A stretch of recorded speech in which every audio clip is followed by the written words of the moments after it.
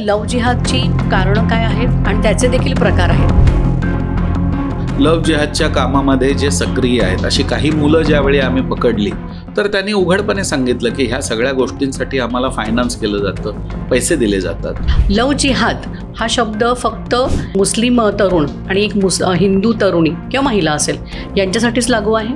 दिल्लीमध्ये असताना अनेक महिला खासदारांना भेटून मी त्यांना विनंती केली की हा मुद्दा संसदेमध्ये तुम्ही उचलला पाहिजे. जर एखादा मुस्लिम मुलगा स्वतःचं नाव हिंदू सांगतो आहे आणि एकाच वेळी तो 2-3 मुलींना तशा प्रकारे आपल्या प्रेमाच्या जाळ्यामध्ये फसवतोय तर ह्याला प्रेम कसं म्हणतात. तिला त्या जाळ्यात अडकवल्यानंतर तिची काही चित्र, काही व्हिडिओज हे मिळवल्यानंतर तिला ब्लॅकमेल करून तिला धर्म बदलायला भाग पाडलं जात असेल.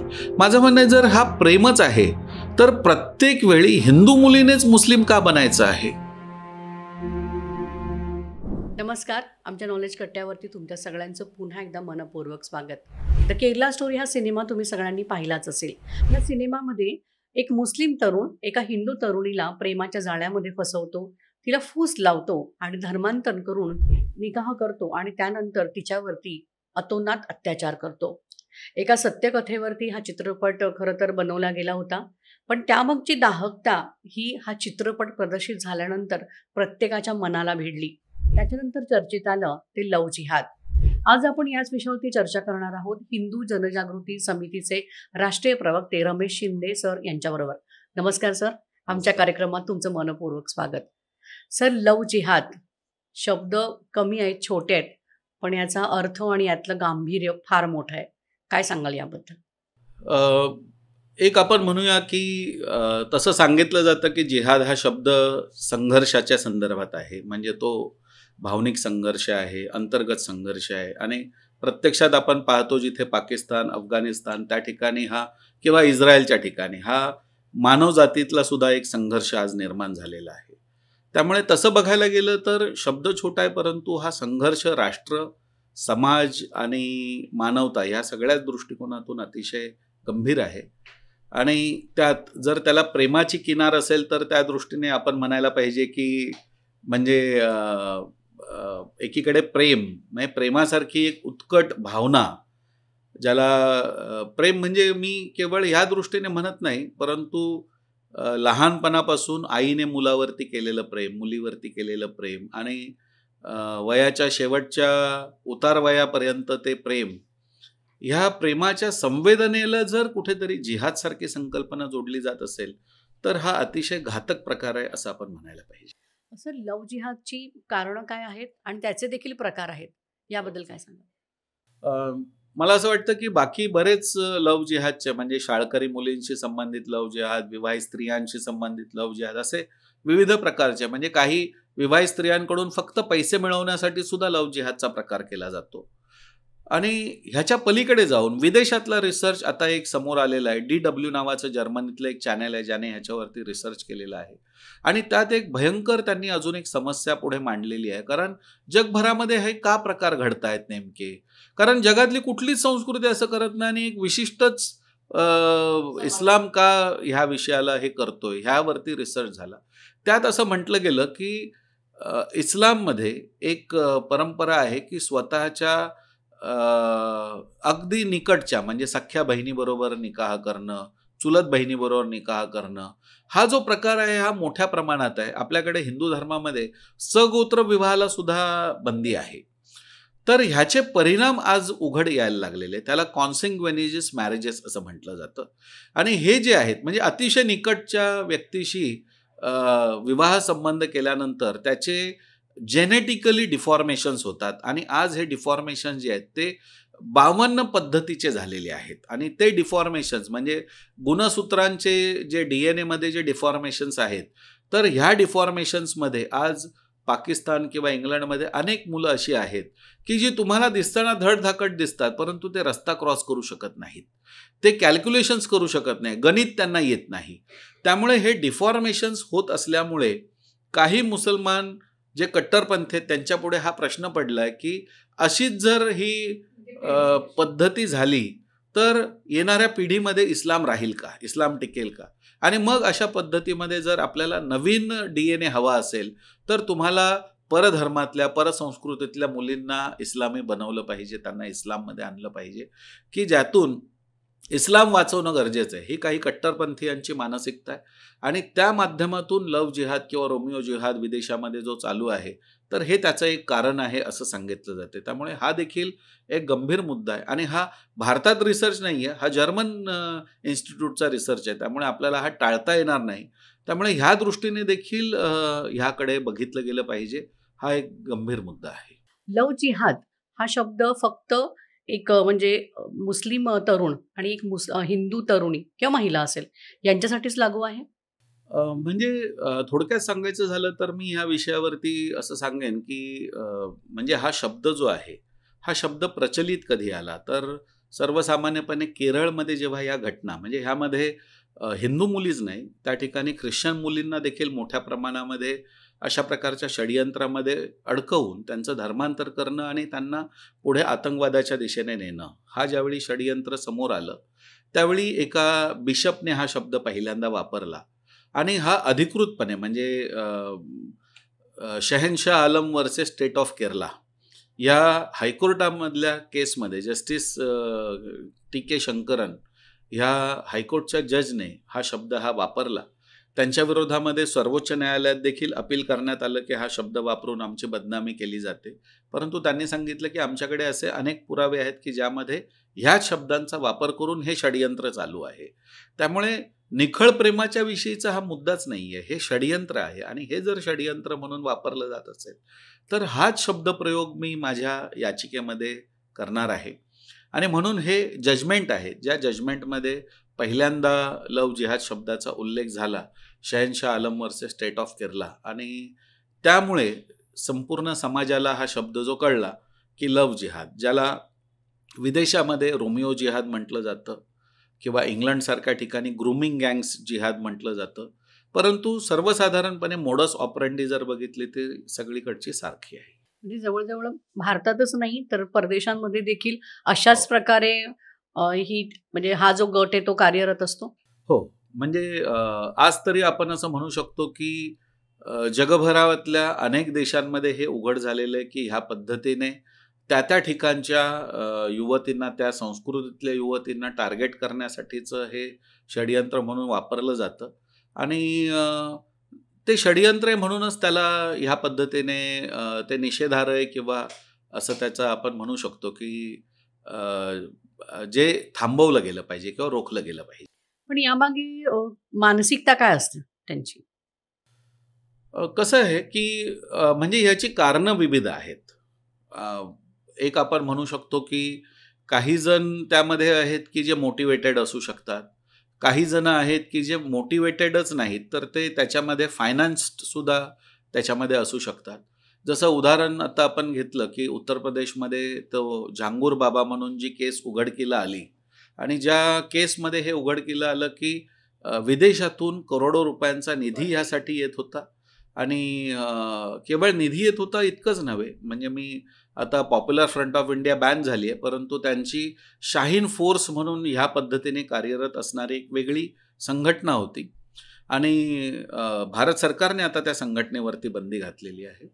तर ह्या संघटनेकडे सुद्धा त्या काळामध्ये म्हणजे मी ह्या विषयावरती 2004 सालापासून अभ्यास करायला प्रारंभ केला. 2006 साली मी भारतातलं पहिलं लव्ह जिहादच्या संदर्भातलं पुस्तक लिहिलं आणि हे अभ्यास करत असताना मला लक्षात आलं, की त्यांचं इंटरनेटवरती त्यांनी मोबाईल नंबर सकट ही माहिती दिली होती, की तुम्ही सगळ्यात जास्त शीख मुलीला जर मुस्लिम बनवलं तर 7 लाख रुपये तुम्हाला मिळतील. त्यानंतर ब्राह्मण मुलीला जर बनवलं तर 4.5 लाख रुपये मिळतील. वैश्य असेल तर साधारण 3.5 लाख रुपये. असं म्हणजे धर्म आणि ह्याच्या आधारे जैन असेल तर अमुक-अमुक पैसे, वैश्य असेल तर अमुक-अमुक पैसे, म्हणजे हे लिहिले होते आणि हे पैसे प्रत्येक राज्यात कोण देईल, त्या व्यक्तीचं नाव आणि मोबाईल नंबर सोबत दिलेला होता. आणि हे ज्यावेळी उघडकीला आलं, हे मी त्यावेळी म्हणजे सामना दैनिकात हे मी पहिल्यांदा हे संपूर्ण पुरावे दाखवले होते आणि त्यानंतर ते दैनिक सामनाने हे पहिल्या पानावरती छापले की अशा पद्धतीचं एक षडयंत्र चालू आहे आपल्या देशामध्ये की जिथे पैसे देऊन टार्गेट केलं जात आहे. त्यामुळे हा भाग उघडकीला आला. त्यानंतर दुसरं उदाहरण सांगायचं झालं तर आम्ही काही ठिकाणी काही अभ्याससुद्धा केले याच्यावरती. कारण एखाद्या विषयावरती आपण बोलतो आहोत तर त्याचा एक सांगोपांग अभ्यास आपल्याकडे असला पाहिजे. मग केवळ आपण भावनिक होऊन बोलतो असं नाही, तर ह्याचा अभ्यास म्हणून आम्ही काही जिल्ह्यांमध्ये एक रिसर्च केला की त्या काळामध्ये हिरो होंडाची करिझमा गाडी ही जवळपास पावणे 2 लाखाची गाडी होती आणि ती गाडी एका विशिष्ट गटाकडून मोठ्या प्रमाणात खरेदी केली जात होती. म्हणून आम्ही त्याचे डिटेल्स मिळवून म्हणजे मी आता काही कारणासाठी ते डीलर्स वगैरे यांची नावं उघड करू शकत नाही, परंतु त्यांचे डिटेल्स मिळवून आम्ही हा प्रयत्न केला की ज्यांनी ही गाडी घेतलेली आहे त्यांचं फॅमिली बॅकग्राऊंड चेक करायचं. आणि जेव्हा आम्ही बघितलं तर ज्यांच्याकडे म्हणजे संध्याकाळचं जेवण मिळेल की नाही अशी स्थिती आर्थिक ज्यांची आहे ते 2 लाखाची गाडी खरेदी कशी करू शकतात, त्याच्यामध्ये पेट्रोल कसं घालू शकतात, हा सगळ्यात महत्त्वाचा प्रश्न होता. आणि मग ह्या लव्ह जिहादच्या कामामध्ये जे सक्रिय आहेत अशी काही मुलं ज्यावेळी आम्ही पकडली तर त्यांनी उघडपणे सांगितलं की ह्या सगळ्या गोष्टींसाठी आम्हाला फायनान्स केलं जातं, पैसे दिले जातात. आणि मग हे लक्षात आलं की नाही, हे काही प्रेम नाही आहे, हे टार्गेटेड एक प्रकार आहे हा. आणि हिंदू मुलींना लक्ष्य करून हा प्रयत्न केला जातोय. त्यामुळे हा एकूणच बघितलं तर हा कॉन्स्पिरसी आहे, षडयंत्र आहे, हे लक्षात आलंय. सर माझ्याकडे ना एक रिपोर्ट आहे, म्हणजे या NCRBचा रिपोर्ट आहे. त्यानुसार 2011 ते 19, 2021 ते 23 या वर्षामध्ये देशभरामध्ये जवळजवळ 13 लाख महिला आणि तरुणी बेपत्ता झाल्यात. त्यानंतर हा आकडा वाढतोच आहे. हा कमी जास्त होतो. बऱ्याच वेळा तो कमी होतो, पण पुन्हा आहे त्या स्थितीमध्ये येतोय. ह्या तरुणींचं म्हणजे ह्युमन ट्रॅफिकिंगमध्ये काही गेल्यात का, अशी पण एक शंका व्यक्त होतीये. तर बऱ्याच ठिकाणी लव्ह जिहादच्या नावाखाली म्हणजे अशा हिंदू म्हणा किंवा इतर धर्मीय महिलांना, तरुणींना प्रेमाच्या पाशामध्ये ओढून त्यांना परदेशात नेणं किंवा त्यांच्या इस्लामी ह्याच्यामध्ये देशामध्ये नेणं आणि तिथे त्यांना विकणं, सेक्स स्लेव्हज बनवणं, अशा घटना समोर येतात. याबद्दल तुम्ही काय? हा आकडा जो आहे NCRBने म्हणजे नॅशनल क्राईम रेकॉर्ड्स ब्युरोने हा आकडा जो दिला, हा आकडा अतिशय गंभीर आहे. आणि ह्या दृष्टिकोनातून मी आमच्या लीगल टीमच्या वतीने महिला आणि बालकल्याण विभाग जो आहे त्याला तक्रार केलेली आहे. त्यानंतर आता मी दिल्लीमध्ये असताना अनेक महिला खासदारांना भेटून मी त्यांना विनंती केली की हा मुद्दा संसदेमध्ये तुम्ही उचलला पाहिजे. कारण जर आपल्या देशामध्ये साधारणपणे 3.5-4 लाख महिला, मग त्या कुठल्या धर्माच्या, कुठल्या जातीच्या आहेत ह्याच्याशी काहीच देणं घेणं नाही आहे. परंतु इतक्या मोठ्या प्रमाणात मुली आणि महिला जर आपल्या देशामध्ये गायब होत असतील तर त्याचा कुठेतरी तपास झाला पाहिजे. कुठेतरी की ते का मिळत नाही आहेत, काय नेमकं होतं त्यांच्या जीवनामध्ये. कारण तसा हा आकडा छोटा नाही आहे. आणि म्हणून ह्या दृष्टिकोनातून मला असं वाटतं की ह्या विषयावरती एक अभ्यास होणं गरजेचं आहे. आणि एक चांगली गोष्ट म्हणजे की महिला बाल आयोगाने त्याची त्वरित दखल घेऊन आम्हाला सांगितलं की ह्या विषयावरती आम्ही सरकारकडून माहिती घेऊ. त्याचबरोबर ह्या वेळेच्या पार्लमेंट सेशनमध्ये देखील हा विषय येणार होता. परंतु आपल्याकडे म्हणजे ज्या पद्धतीने विरोधी पक्ष संसदेचं कामकाज चालवण्यापेक्षा बंद पाडण्यातच हल्ली जास्त रस दाखवतो, त्यामुळे दुर्दैवाने हा मुद्दा चर्चेस येऊ शकला नाही. परंतु पुढच्या संसदेच्या अधिवेशनांमध्ये मात्र हा नक्कीच चर्चेला येईल. तर ह्यात लव्ह जिहादचा सहभाग आहे का, तर मी त्याच्यावरती आज स्पष्टपणे असं सांगू शकत नाही. परंतु ज्या संख्येने महिला गायब होत आहेत, मुली गायब होत आहेत, ती संख्या मात्र अलार्मिंग आहे. त्यामुळे त्यात काही ना काहीतरी सहभाग लव्ह जिहादचा आहे का, ह्याच्याकडे आपण नक्कीच बघायला हवं. कारण अनेक मुली आज ज्या लव्ह जिहादच्या संकटातून किंवा एखाद्या मुस्लिम मुलाच्या तावडीतून, ट्रॅपमधून बाहेर आलेल्या आहेत, त्या मुलींनी अशा प्रकारचं अनेक ठिकाणी म्हणजे स्वतःचं एक म्हणजे वक्तव्य करत असताना सांगितलंय की अशा प्रकारच्या षडयंत्रात त्यांना कसं फसवलं गेलं, कसं त्यांना ह्युमन ट्रॅफिकिंगकडे घेऊन गेलं जात होतं. आणि हा म्हणजे कुठलीही समस्या कसं आहे, वैयक्तिक माझ्याशी संबंधित समस्या असेल तर गोष्ट निराळी असते, परंतु एखादी समस्या राष्ट्रीय समस्या म्हणून जर बनत असेल तर हा फार मोठा प्रश्न आहे. त्यामुळे त्या दृष्टिकोनातून मला असं वाटतं की राज्य सरकार आणि केंद्र सरकारने सुद्धा ह्या विषयाकडे गांभीर्याने पाहायला हवं आणि ह्या विषयावरती उपाययोजना काय आहेत हे निश्चितपणे बघायला पाहिजे. सर, आपण म्हणतोय की म्हणजे मी तुमचं काही पुस्तकं वाचली आहेत, लेख वाचले तुमचे, मी मुलाखती देखील पाहिल्या आहेत. त्याच्यामध्ये बऱ्याच वेळा असं आलंय की लव्ह जिहादचा प्रेमाशी संबंध नाही आहे तसा, कारण हे वेगळं, प्रेमाचा हा वेगळा एक ट्रॅप आहे. पण आता आपण बघतोय की हल्ली तरुण तरुणीच नाही तर सेलिब्रिटी देखील, सेलिब्रिटीमध्ये हे प्रमाण खूप आहे. म्हणजे हिंदू सेलिब्रिटी असेल तर मुस्लिम व्यक्तीशी लग्न करते आणि आपण बघतोय की ते गुण्यागोविंदाने नांदतायत, मुलं आहेत, चांगला संसार करतायत. मग अशा वेळी लव्ह जिहाद हा सगळीकडेच सारखा कसा असू शकतो? म्हणजे याच्यामध्ये काही वेळा एखादं खऱ्या अर्थाने देखील ते प्रेमात पडून लग्न करून असं, म्हणजे आपण सगळ्यांनाच एकाच चष्म्यातून बघणं असं, त्याच्यामुळे काही दोन्ही समाजांमध्ये कटुता येण्याची शक्यता पण असते. याबद्दल काय सांगाल? कसं आहे, ह्याचं आपण थोडंसं वर्गीकरण करायला हवं असं मला वाटतं.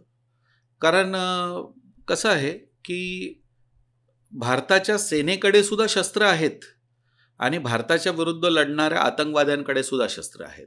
शस्त्र कोणत्या उद्देशाने वापरलं जातं त्याच्यावरती त्याचं मोटिव्ह किंवा त्याचं कारण आणि परिणाम जो आहे तो ठरतो. त्यामुळे ह्या दृष्टिकोनातून आपण ह्याचा विचार करायला हवा. तसं प्रेम कोणाशी करणं आणि ते एखाद्या मोटिव्हने असणं, सर्वसामान्यपणे प्रेम असेल तर काही कोणाला अडचण नाही आहे यामध्ये.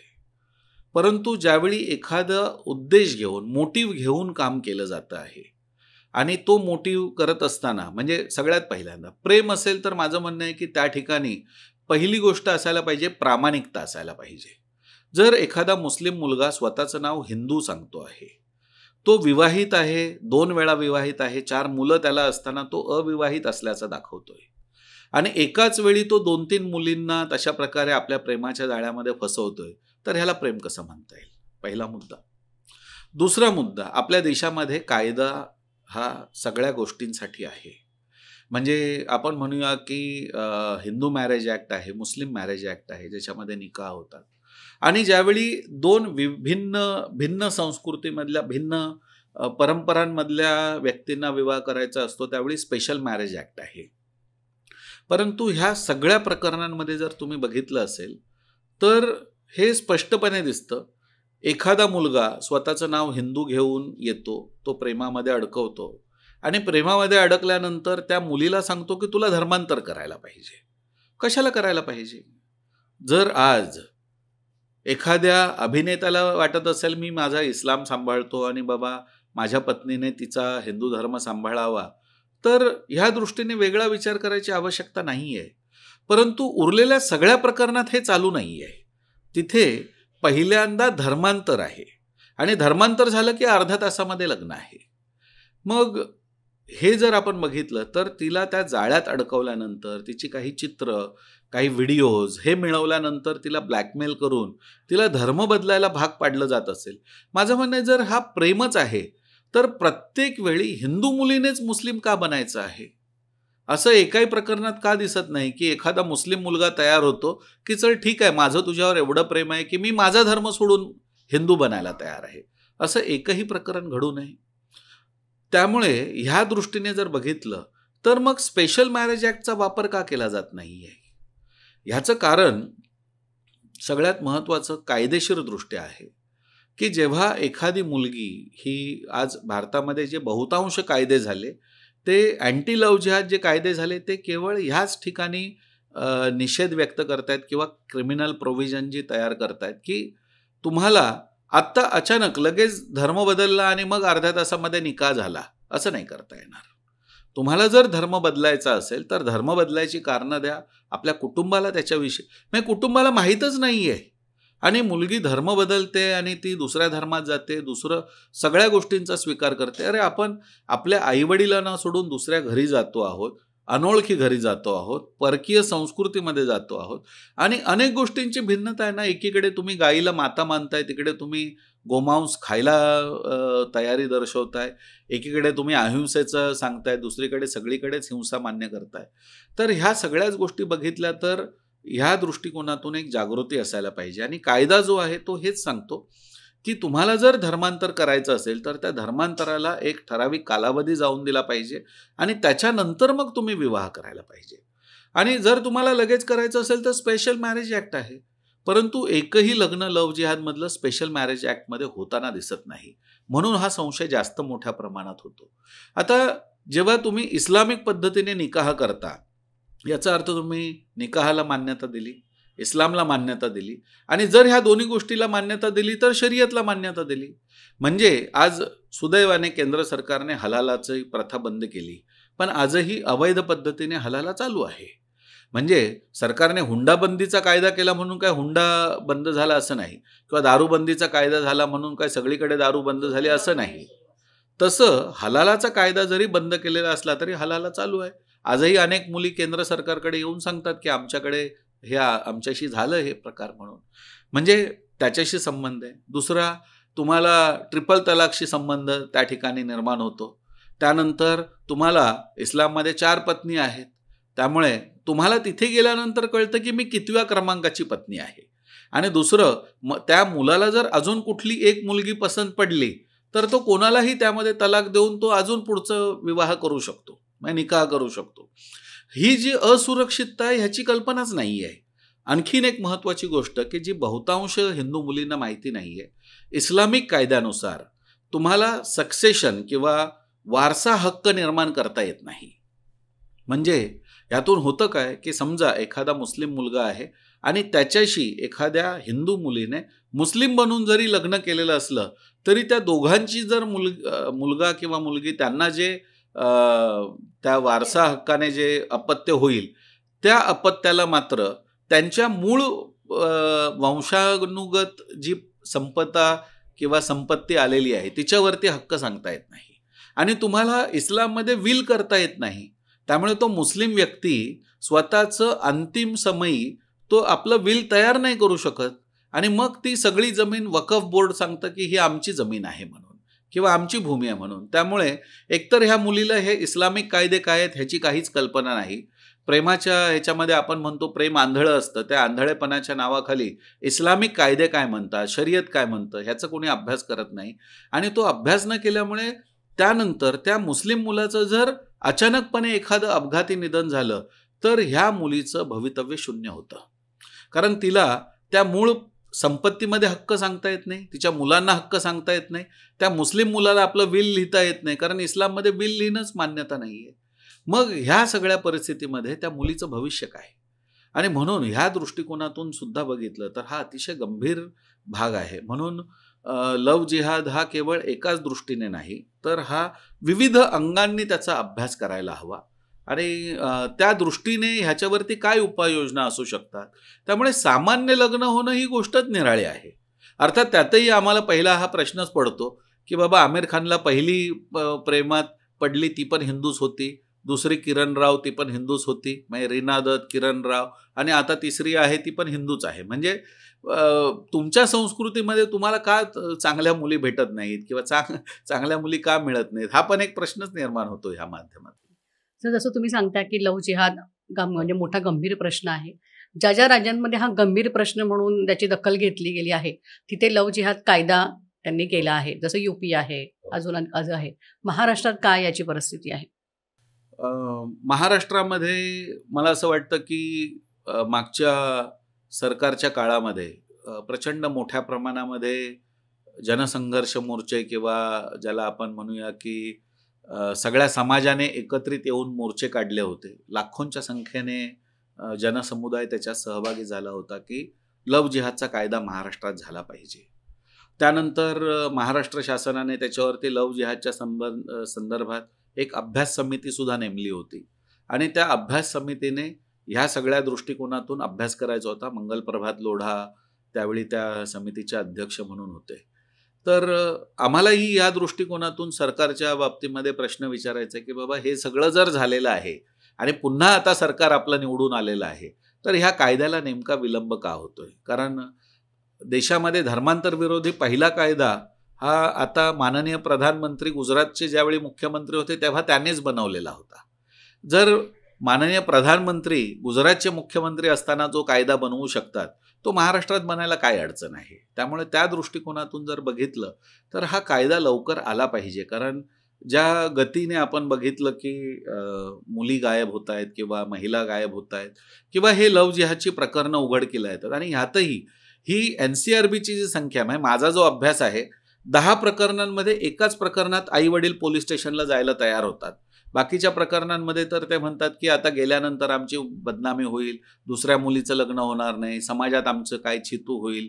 त्यामुळे आजही आपण बघितलं तर समाज हा समाजाच्या दृष्टीने त्याला समाजात राहायचं असतं. अनेक आई वडील आत्महत्या करतात अशा सगळ्या प्रकरणांमध्ये. किंवा आपण श्रद्धा वालकरच्या संदर्भात बघतो की काय झालं, तिची आई किंवा तिच्या वडिलांची काय स्थिती झाली या प्रकरणानंतर. तेव्हा ह्या सगळ्या दृष्टीने म्हणजे श्रद्धा वालकर असो किंवा पनवेलची श्रेया शिंदे असो, तर ह्या सगळ्या जर घटना आपण बघितल्या तर त्या अतिशय भयंकर आहेत. त्यामुळे त्या दृष्टीने जर बघितलं तर म्हणजे प्रेमाची परिणती एकतर आयुष्य बर्बाद होण्याकडे होतंय किंवा सुटकेस किंवा रेफ्रिजरेटरमध्ये बंद होण्यामध्ये होतंय, तर हे अतिशय दुर्दैव आहे. आणि ह्यात मला अजून एक सांगायचं आहे की हे राष्ट्रीय सुरक्षेच्या बाबतीमध्ये षडयंत्र कसं आहे. तर ह्यात 2 मुद्दे आपण विचारात घेतले पाहिजे. संक्षिप्त म्हणून सांगतो. आज झारखंड राज्यामध्ये आपण बघायला पाहिजे की झारखंड राज्याची सुद्धा थोडीशी सीमा ही बांगलादेशाला लागते आणि त्या ठिकाणी आज 2 तालुक्यांमध्ये 2 जिल्ह्यांमध्ये एवढ्या प्रचंड प्रमाणामध्ये बांगलादेशी घुसखोर येतात आणि आपल्याला कल्पना असेल की ट्रायबल जमीन ही हस्तांतरित होत नाही. म्हणून ते काय करतात, ट्रायबल मुलींशी लग्न करतात. माझ्याकडे आकडेवारी नावासह आकडेवारी आहे आणि आज मुस्लिम मुलं ही ट्रायबल मुलींशी लग्न करून त्या ट्रायबल जमिनीवरती आपला हक्क निर्माण करतायत आणि ते काय करतात, ट्रायबल आरक्षित प्रदेशामध्ये ते आपल्या पत्नीला निवडणुकीला उभं करतात आणि त्यांची पत्नी बनते सरपंच आणि तिच्या नावाखाली हे राज्यकारभार चालू करतात आणि मग तिथल्या जमिनी हे बांगलादेशातून येणाऱ्या घुसखोरांना द्यायला सुरुवात करतात. हे नवीन षडयंत्र आहे. त्यामुळे ह्या दृष्टिकोनातून हा गंभीर भाग आहे. नागालँडमध्ये नागा मुलींशी अशा पद्धतीने म्हणजे बांगलादेशातून यायचं, तिथे रोजगार मिळवण्यासाठी काहीतरी काम करायचं आणि मग तिथल्या मुलींशी सुमी जातीच्या मुली, तर म्हणजे नागामधली अजून एक कम्युनिटी आहे, तर त्या सुमी जातीच्या मुलींशी यांनी मोठ्या प्रमाणात लग्न केली आणि आत्ता बांगलादेशी मिया आणि सुमी नागा मुली ह्यांच्या संततीला एक नवीन ट्राईबचं नाव त्या ठिकाणी नागा मिया म्हणून त्या ठिकाणी एक नवीन ट्राईब तयार झालेली आहे. म्हणजे हे जे आहे हे मोठ्या प्रमाणामध्ये आपण त्या ठिकाणी पाहतोय.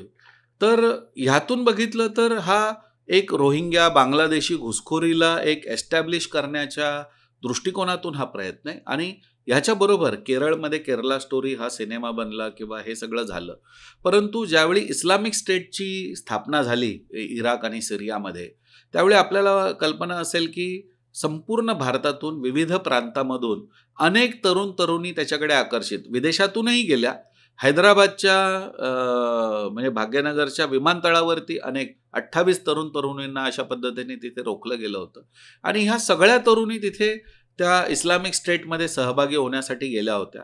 त्यातल्या काहींना भारत सरकारने रोखलं, त्यांचं काउन्सिलिंग केलं आणि त्या वाचल्या. परंतु ज्या त्या ठिकाणी गेल्या त्यांचं आयुष्य अतिशय दुर्दैवी बनलं आणि मला असं वाटतं की त्यातल्या 4 मुली आता अफगाणिस्तानमध्ये, ज्यांनी भारत सरकारकडे विनंती केली आहे की आमचे जे नवरे होते तर ते आता त्या हल्ल्यांमध्ये ठार झाले आणि आम्हाला आता कुठेच आश्रय नाही आहे, तर आम्हाला पुन्हा भारतात घ्या. परंतु अशा परिस्थितीमध्ये म्हणजे इंग्लंडमध्ये सुद्धा काही मुलींनी अशी विनंती केली आहे, परंतु आता त्यांच्यावरती विश्वास ठेवणं फार कठीण आहे. कारण तुम्ही मातृभूमीशी लढण्यासाठी जर तुम्ही विदेशामध्ये गेलेला आहात, इस्लामिक स्टेट स्थापन करण्यासाठी गेलेला आहात, तर कुठल्या प्रकारे आपण त्यांच्यावरती विश्वास ठेवणार.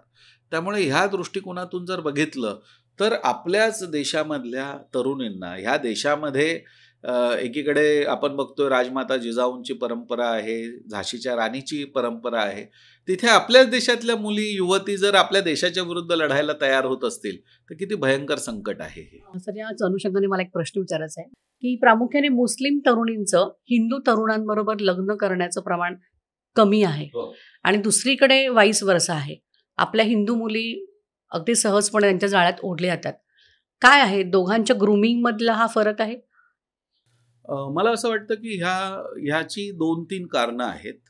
सगळ्यात पहिलं म्हणजे की हिंदू धर्मामध्ये एक वसुधैव कुटुंबकम किंवा ज्याला आपण म्हणूया की विश्वच आपलं आहे, ही जी आपली भूमिका असते, त्यामुळे आपण कोणाला परक समजत नाही. आपण लहानपणापासूनच सगळ्यांना एक आपण त्याला म्हणूया सर्वधर्म समभाव नव्हे, परंतु आपण एक व्यापकतेच्या दृष्टीने विचार करतो आणि आपल्याला कोणी आपला आणि परका वाटत नाही. जिथे त्यांना म्हणजे मोमीन कोण आणि काफिर कोण हे लहानपणापासून सांगितलं जातं. प्रत्येक ठिकाणी त्यांना हे सांगितलं जातं की बाबा काफिरांशी तुम्ही कसं वागायला पाहिजे, काफिरांना तुम्ही काय नेमकं ट्रीटमेंट करायला पाहिजे, काफिरांशी मैत्री केली तर तुम्ही कोणत्या नरकामध्ये जाल, हे सतत त्यांना ब्रेन वॉश केलं जातं.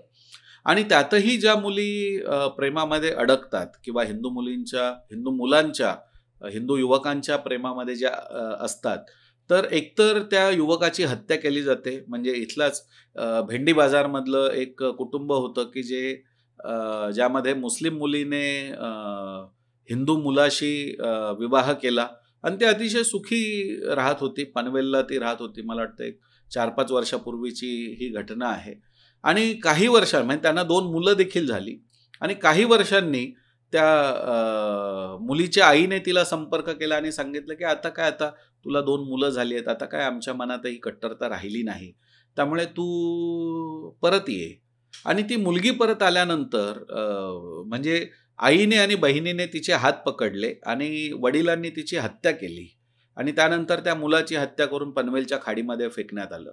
तर ह्या घटना ज्या आपण बघतो, तर त्यामुळे एक भाग असा होतो की ती एक मनामध्ये दहशत असते. दुसरं म्हणजे की हिंदूंमध्ये अशा प्रकारे काय कॉन्स्पिरसी आहे की बाबा नाही आम्हाला मुस्लिम मुलींनाच कन्वर्ट करायचं आहे, असं काही कुठे ह्या दृष्टीने नाही आहे. त्यामुळे तो एक भाग मुळातच कमी असतो. आणि सांस्कृतिकदृष्ट्या सुद्धा एक प्रचंड प्रकारची भिन्नता आहे. म्हणजे हिंदू मुली ज्या ओपननेसने सगळ्या समाजाकडे बघतात, त्यांचं लहानपणापासूनच बुरखा आहे, मग हे करायचं नाही, ते करायचं नाही. तर ह्या सगळ्या ज्या गोष्टी आहेत, म्हणजे मुळातच ते हिंदूंशी मैत्री करणं ह्याच्यावरच आता बंदी मोठ्या प्रमाणात मुस्लिम मौलाना लादतायत.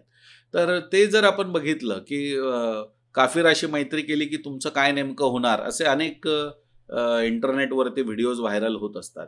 त्यामुळे ह्या दृष्टीने जर बघितलं तर हे अतिशय गंभीर भाग आहे.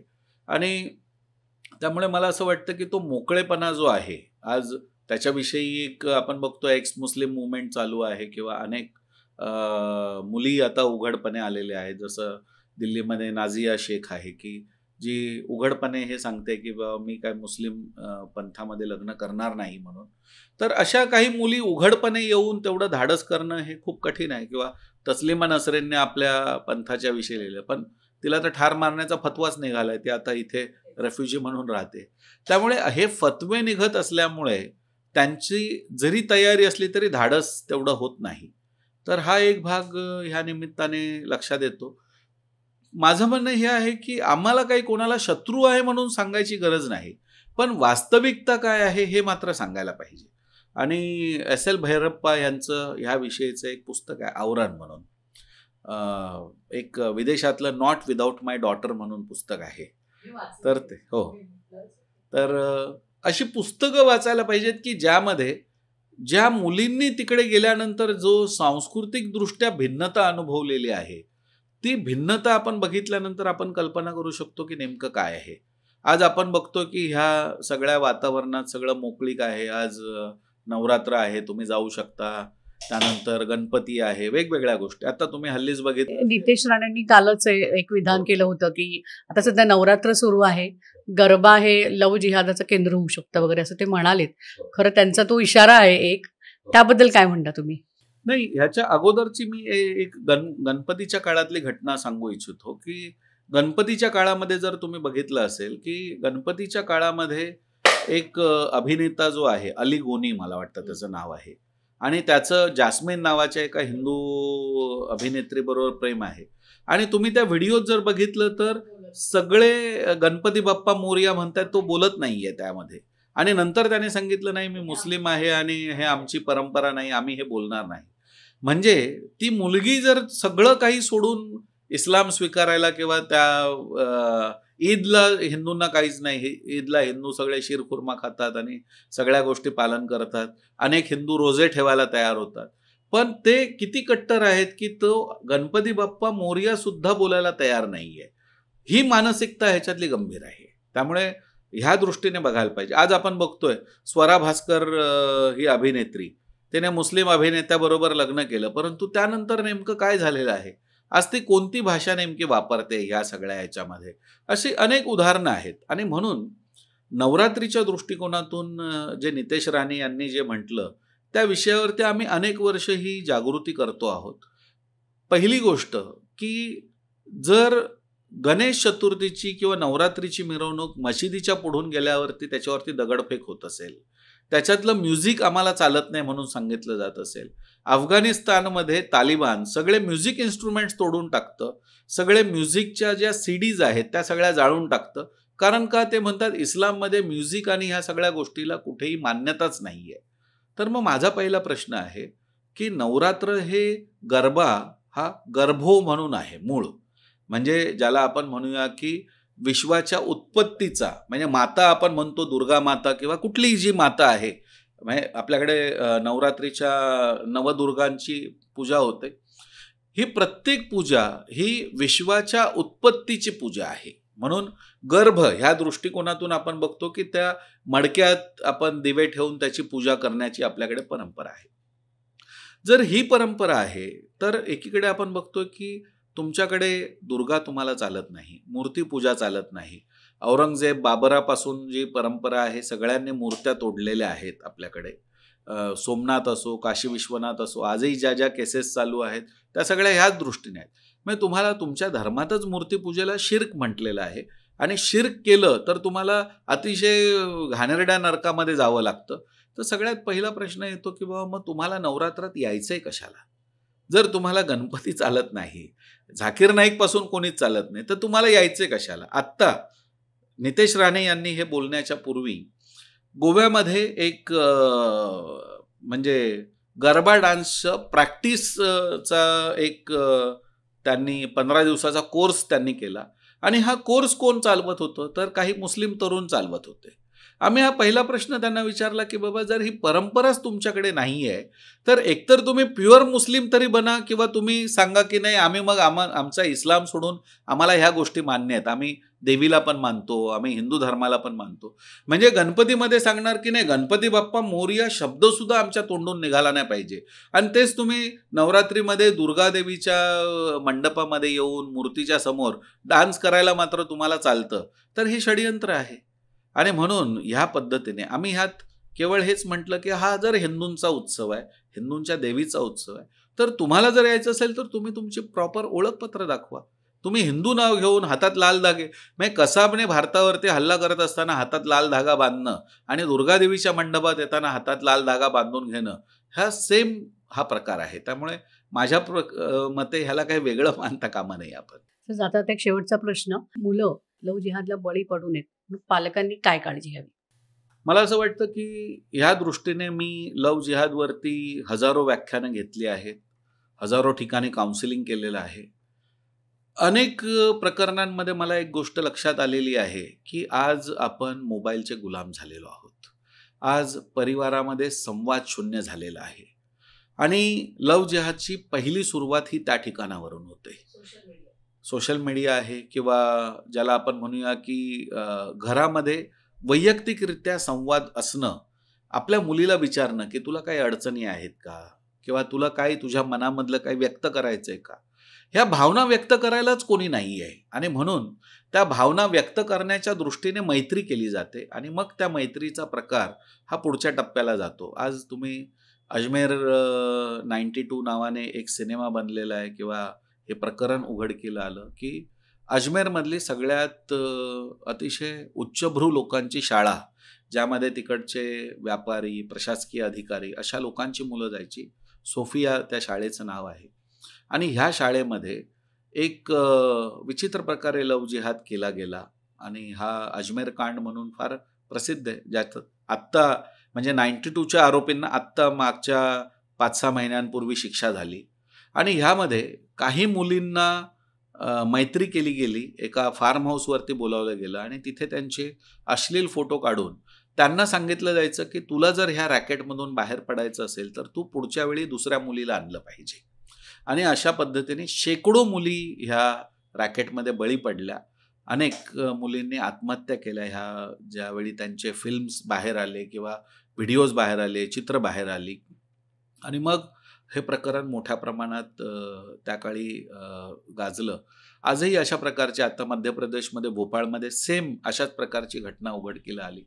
त्यामुळे आपली मुलगी आज जर आपल्या देशामध्ये साधारणपणे वर्षाला 4-4.5 लाख मुली गायब होत आहेत, तर आपली मुलगी ह्यात उद्या येऊ नये असं वाटत असेल किंवा या लव्ह जिहादच्या षडयंत्राला बळी पडू नये असं वाटत असेल किंवा ज्याला आपण म्हणतो की तिच्या नशिबी श्रद्धा वालकरसारखं दुर्दैव येऊ नये असं वाटत असेल, तर आपण जागृत असायला पाहिजे. आपल्या मुलींशी संवाद करायला पाहिजे, चर्चा करायला पाहिजे, त्यांच्या अडचणी समजून घेतल्या पाहिजेत आणि सोबत सरकारने सुद्धा त्याची जबाबदारी पार पाडली पाहिजे. जर आपल्या देशामध्ये 8 राज्यांमध्ये जर हा कायदा आहे, तर हा कायदा महाराष्ट्रात व्हायला सुद्धा काही हरकत नाही. कारण पालकांच्या दृष्टीने हा एक भाग आहेच. म्हणजे आपल्याला शत्रू म्हणून कोण असं नाही, परंतु आपले मित्र कोण आहेत हे तरी नक्की सांगायला पाहिजे. आपली आणि त्यांची संस्कृती काय भिन्न आहे, कायद्यांमध्ये काय भिन्नता आहे, म्हणजे हिंदू कायदा आणि शर्यत कायदा ह्याच्यामध्ये काय भिन्नता आहे. त्या मुलीला कल्पनाच नसते. तिला त्या अल्लड वयामध्ये असं वाटत असतं प्रेम म्हणजे प्रेम आहे आणि ह्याच्यात पलीकडे काहीच नाही दिसत. परंतु वास्तविकतेचं भान आल्यानंतर मग त्या मुलींना जाणवतं की हे सगळं भयंकर आहे आणि मग अनेक मुली आत्महत्येपर्यंत जातात. त्यामुळे मला असं वाटतं की नवरात्र हा शक्तीच्या उपासनेचा जर आपली ज्याला आपण म्हणूया उत्सव आहे किंवा सण आहे, तर शक्ती आणि ह्या दृष्टीने शक्तीची उपासना करण्याच्या दृष्टीने आपल्या मुलींची सुरक्षितता अतिशय महत्त्वाची आहे. त्यामुळे प्रत्येक पालकाने ह्या विषयाकडे खूप गांभीर्याने पाहायला हवं. प्रत्येक सरकारी प्रतिनिधीने ह्याकडे गांभीर्याने पाहायला हवं. कारण आजही लव्ह जिहाद शब्दाला तशी अधिकृत मान्यता नाही आहे.